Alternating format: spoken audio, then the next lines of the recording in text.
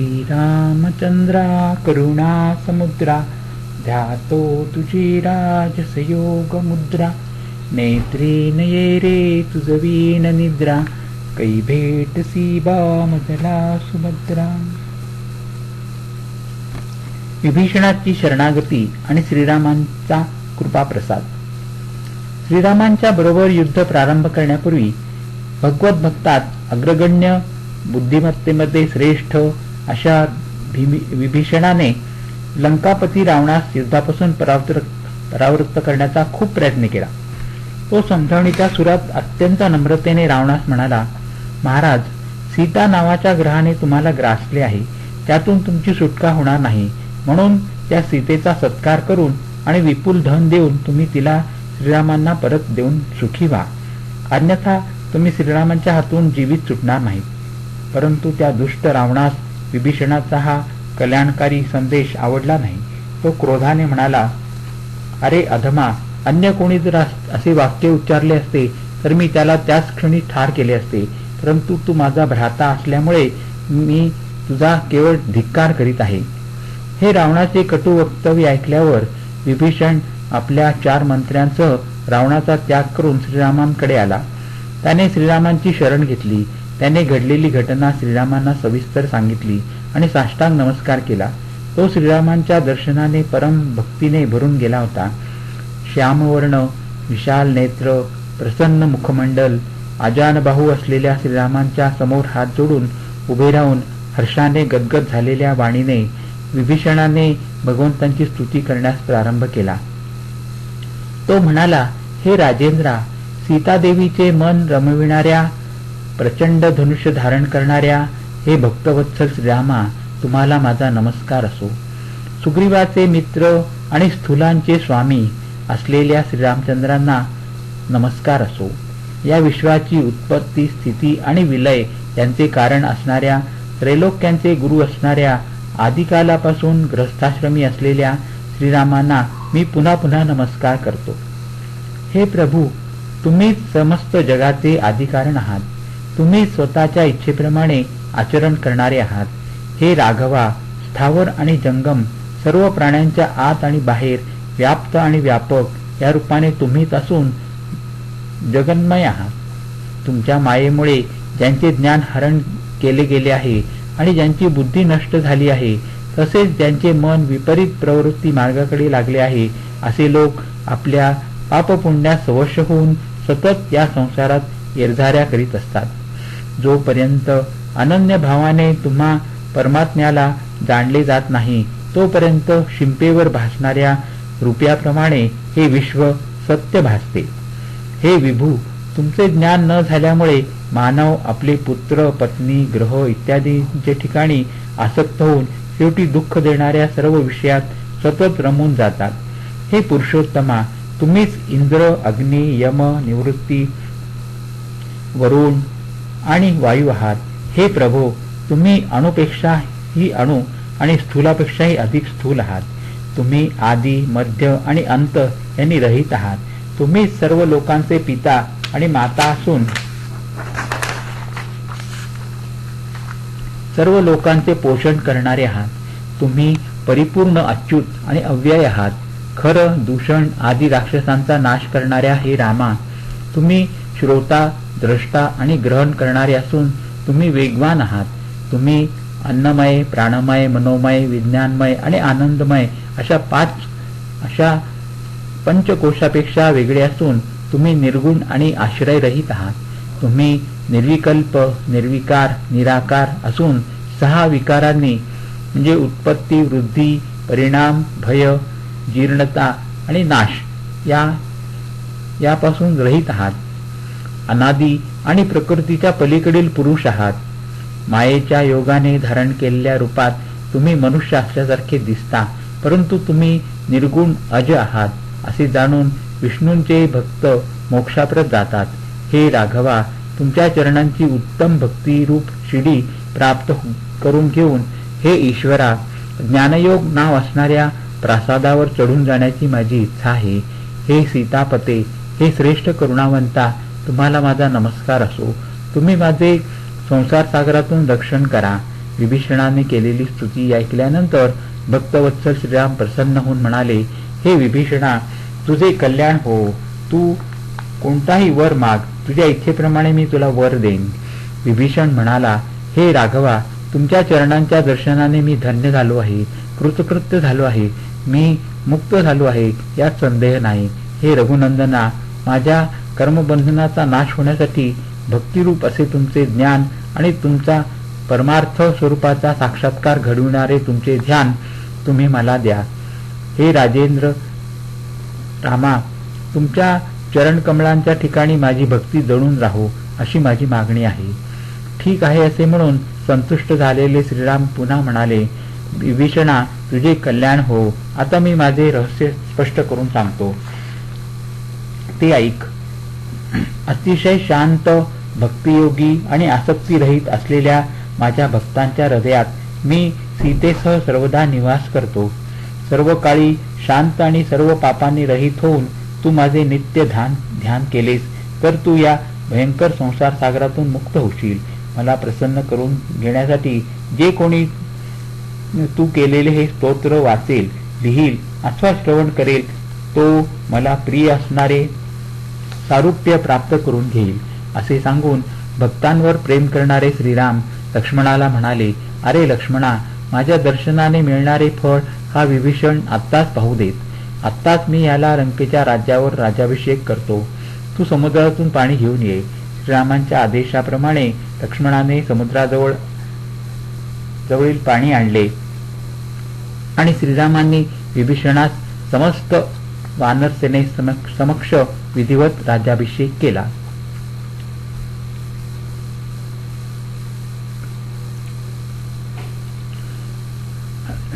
शुक नावाच्या राक्षसाने रावणास केलेला उपदेश. श्रीरामांनी विभीषणास लंकेचा अधिपती म्हणून अभिषिक्त केले. त्यावेळी रावणाचा एक दूत वायुमार्गाने आला होता आणि त्याने सुग्रीवासाठी रावणाकडून एक संदेश आणला होता. तो असा होता. रावणाने म्हटले होते, हे वानरराज सुग्रीवा, तू मला भावाप्रमाणे आहेस. तुझ्या कोणत्याही गोष्टीचा नाश माझ्याकडून आतापर्यंत झालेला नाही. जर मी एखाद्या राजपुत्राच्या पत्नीचे हरण केले असेल तर त्याच्याशी तुझा काय संबंध आहे? तेव्हा तू आपल्या वानर सेनेसह किष्किंधा नगरीस निघून जा. देवतांना सुद्धा लंका जिंकता येणे शक्य नाही, तर अल्प सामर्थ्य असलेले मानव आणि वानर समूहाचे नायक यांची गोष्ट ती काय? हा संदेश ऐकून रावणाचा दूत शुक सांगत असताना वानर त्या राक्षसास बुक्क्यांचा प्रहार करीत होते. त्यावेळी शुक श्रीरामांना म्हणाला, हे राजेंद्रा, शहाणे लोक दूतास ठार मारित नाहीत. हे प्रभो, तुम्ही या वानरांचे निवारण करा. शुकाचे दुःखपूर्ण शब्द ऐकल्यावर श्रीराम प्रभू वानरांना म्हणाले, अरे मित्रांनो, या असुरास मारू नका. त्यावेळी वानरांच्या प्रहारापासून मुक्त झालेला शुक राक्षस सुग्रीवास म्हणाला, हे वानरराज सुग्रीवा, मी रावणास आपला काय संदेश सांगू? सुग्रीव शुकास म्हणाला, तू रावणास असे सांग की जसा वाली हा माझा भाऊ तसाच हे अधम राक्षसा तू माझा भाऊ आहेस. तथापि वालीप्रमाणेच पुत्र, सैन्य आणि वाहने यांच्यासह माझ्याकडून ठार मारल्या जाण्यास योग्य आहेस. हा निरोप घेऊन शुक आपला जीव मुठीत धरून लंकेस परतला. रावणाने शुकास पाहून विचारले, अरे शुका, तुला शत्रूंनी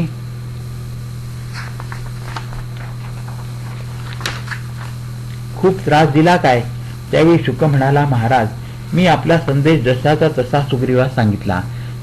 वानरांनी मला पकडले आणि बुक्क्यांनी, नखांनी, दातांनी ते मला चावू लागले, त्रास देऊ लागले आणि शेवटी मला ठार मारण्याचा त्यांनी प्रयत्न केला.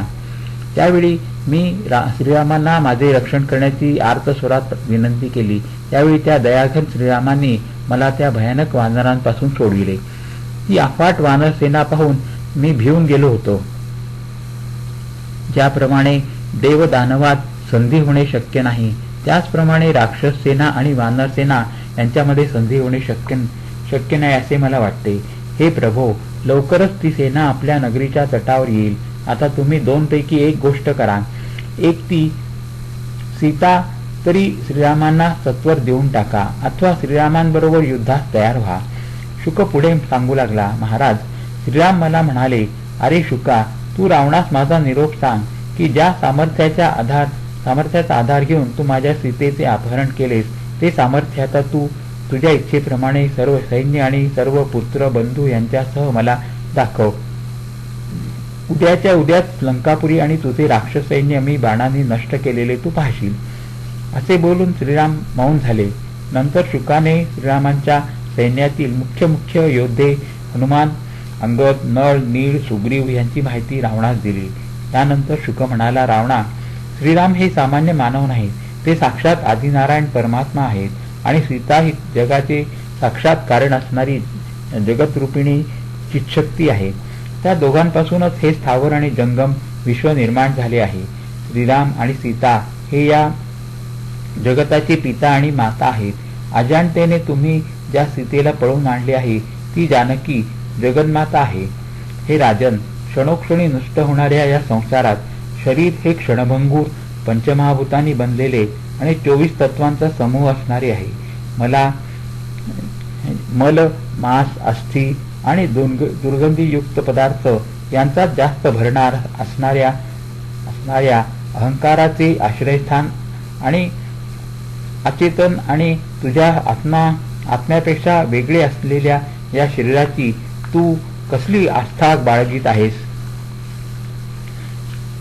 राज्य, ज्या देहासाठी तू ब्रह्महत्या इत्यादी पातके केली आहेस आणि जो देह भोग भोगणार आहे तो तर मरणोत्तर इथेच पडणार आहे. परंतु सुखदुःखाची कारणे असणारी पुण्य पापे मात्र जीवाबरोबर येतात. देहाशी संबंध असल्याने ही पुण्य पापे रात्रंदिवस जीवात्म्याला सुखदुःख देत असतात. जोपर्यंत अज्ञानामुळे उत्पन्न होणाऱ्या अध्यासामुळे मी देह आहे, मी कर्ता आहे असा अभिमान आत्मा करतो, तोपर्यंत अध्यासामुळे त्याला जन्म मरण असहाय्यपणे भोगावेच लागतात. परंतु हे बुद्धिमान रावणा, तू देह इत्यादीवरील अभिमान सोडून दे. मुळात आत्मा हा अतिशय निर्मळ, शुद्ध, विज्ञान स्वरूप, निश्चल आणि निर्विकार आहे. परंतु आपल्या अज्ञानामुळे तो आत्मा जन्म मरण आदी बंधनात पडून मोहित होतो. म्हणून तू शुद्ध रूपाने आत्म्यास जाणून नित्य त्याचे स्मरण ठेव. पुत्र, पत्नी, घर, दार इत्यादी विषयी वैराग्य धारण कर. कारण कुत्रा, मांजर, वराह या योनीमध्ये सुद्धा तसेच नरकात सुद्धा भोग हे मिळत असतात. खरे म्हणजे हा देह प्राप्त झाल्यावर, विशेषतः विवेकाने युक्त असे द्विजत्व प्राप्त झाल्यानंतर, तसेच कर्मभूमी असणाऱ्या या भारत देशात अतिशय दुर्लभ असा मानव जन्म प्राप्त झाला असता कोणता शहाणा मनुष्य देहाला आत्मा मानून भोगांच्या मागे लागेल. तेव्हा तू स्वतः ब्राह्मण असून आणि त्यातही पुलस्त्य नंदन विश्रवा ऋषींचा पुत्र असताना सुद्धा एखाद्या अज्ञानी माणसाप्रमाणे तू निरंतर भोगाच्या मागे का लागला आहेस. यापुढे तरी सर्व आसक्तीचा त्याग करून अत्यंत भक्तीने नेहमी परमात्मा श्रीरामांचा आश्रय घे. त्यांना सीता अर्पण करून त्यांच्या चरणांचा सेवक बन. असे जर तू केलेस तर सर्व पापातून मुक्त होऊन विष्णू लोकी जाशील. असे जर तू केले नाहीस तर तुला असे दुर्लभ मानव शरीर पुन्हा मिळू शकणार नाही. तू उत्तरोत्तर अधोगतीस जाशील. मग तेथून वर येणे तुला अशक्य होईल. मी तुला तुझ्या हिताची गोष्ट सांगत आहे. या माझ्या बोलण्याचा स्वीकार कर. अरे रावणा, तू सतत सत्संगती कर. जे शरणागताचे रक्षण करतात, मरकत मण्याप्रमाणे ज्यांची अंगकांती सुंदर आहे, ज्यांच्या समवेत सीता आहे, जे धनुष्यबाण धारण करतात, तसेच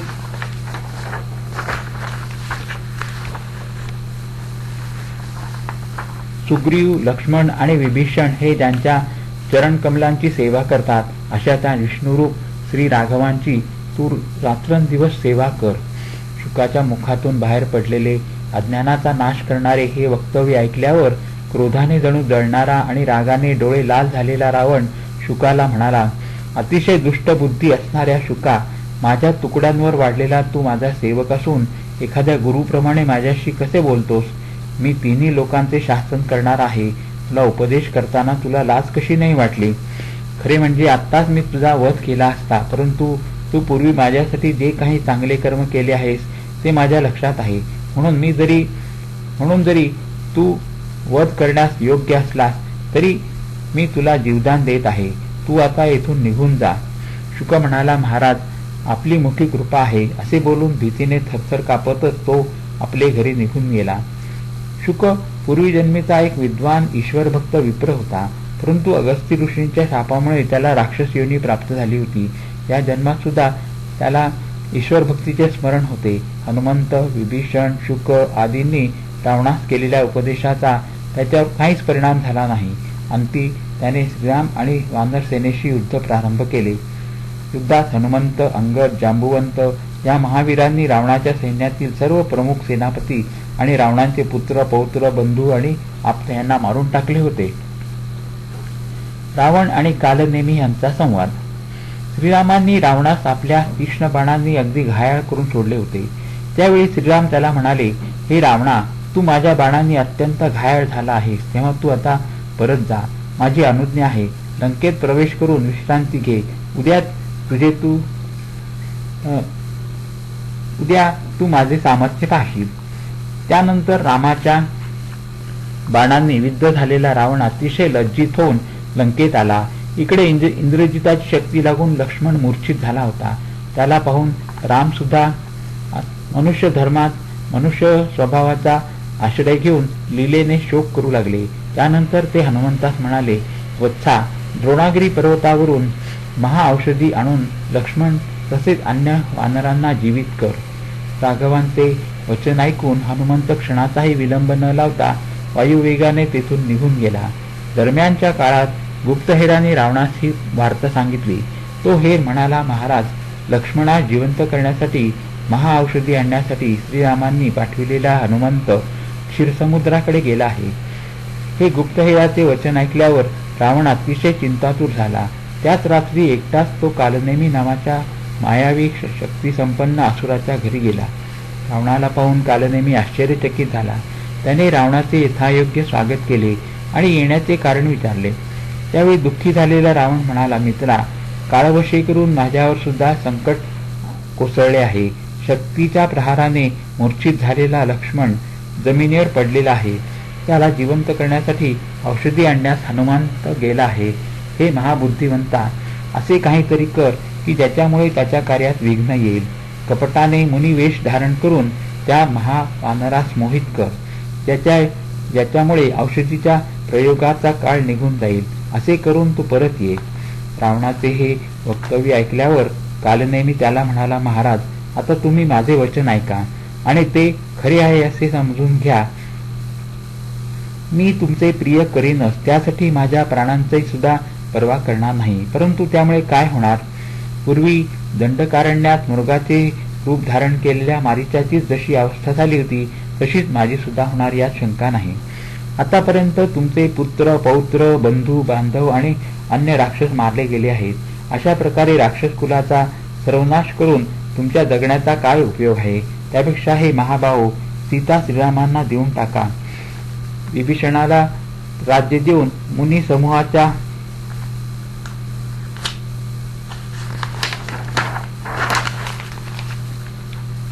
आश्रय असणाऱ्या तपोवनात तुम्ही जा. तेथे प्रातःकाळी निर्मल पाण्यात स्नान करून संध्या आदी नित्यकर्म करून नंतर एकांत स्थानी सुखासनावर बसून सर्व प्रकारे आसक्ती सोडून अन्य विषयांना मनात प्रवेश न येऊ देता बाहेरच ठेवून बाहेर प्रवृत्ती असणाऱ्या इंद्रियांना तुम्ही हळूहळू आत वळवून घ्या. हे निष्पाप रावणा, प्रकृतीपेक्षा आत्मा हा भिन्न आहे असा नेहमी विचार करा. ब्रह्मदेवापासून ते सूक्ष्म कीटकापर्यंत देह, बुद्धी, इंद्रिये सर्व स्थावर जंगमात्मक असे हे जग आहे. त्याला प्रकृती असे म्हटले जाते आणि याला माया सुद्धा म्हणतात. विश्वरूपी वृक्षाची उत्पत्ती, स्थिती आणि विनाश याचे कारण असणारी ही प्रकृती सात्विक, राजस आणि तामस या 3 प्रकारची प्रजा निर्माण करते. तसेच ती काम, क्रोध इत्यादी पुत्र आणि हिंसा, तृष्णा इत्यादी कन्या निर्माण करते. ती माया स्वतःच्या गुणांनी सर्व व्यापक आणि निर्गुण अशा आत्मदेवाला रात्रंदिवस मोहित करीत असते. कर्तृत्व, भोक्तृत्व इत्यादी मुख्य असणारे आपले गुण हे ईश्वररूप असण्यावर आरोपित करून आणि त्याला स्वतःला वश करून घेऊन ती प्रकृती सदा सर्वदा त्याच्याबरोबर खेळत असते. आत्मा जरी शुद्ध असला तरी तो जेव्हा प्रकृतीने युक्त होतो तेव्हा मायेच्या गुणांनी अतिशय मोहित झालेला तो स्वतःचे स्वरूप विसरून जाऊन नेहमी बाहेरच्या विषयांकडे पाहत राहतो. परंतु ज्यावेळी ज्ञानरूपी सद्गुरूंशी युक्त होऊन त्यांच्याकडून उपदेश घेतो त्यावेळी त्याची बाह्य विषयांकडे लागलेली दृष्टी परत मागे फिरते आणि नंतर तो सतत स्पष्टपणे आपल्या आत्मस्वरूपालाच पाहू लागतो. अशा प्रकारे जिवंतपणेच मुक्त झालेला देहधारी प्राणी प्रकृतीच्या गुणातून सुटून जातो. हे रावणा, इंद्रियांचे नियमन करून आणि सातत्याने आत्म्याचा विचार करून तसेच प्रकृतीपेक्षा आत्मा भिन्न आहे हे जाणून तुम्ही सुद्धा अशा प्रकारे मुक्त व्हाल. आता अशा निर्गुण आत्म्याचे ध्यान करण्यात जर तुम्ही असमर्थ असाल तर तुम्ही सगुण रूपाचा आश्रय घेऊन भक्ती करा.